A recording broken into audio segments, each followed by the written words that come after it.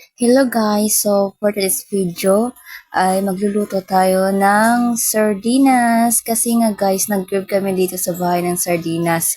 At saka maulan ngayon. Tsaka ito na lang yung lulutuin namin. At saka ulam namin sa gabihan. Kasi nga kaninang tanghali nagluto kami ng sopas. Kasi nga, di ba, bagay talaga sa malamig na panahon.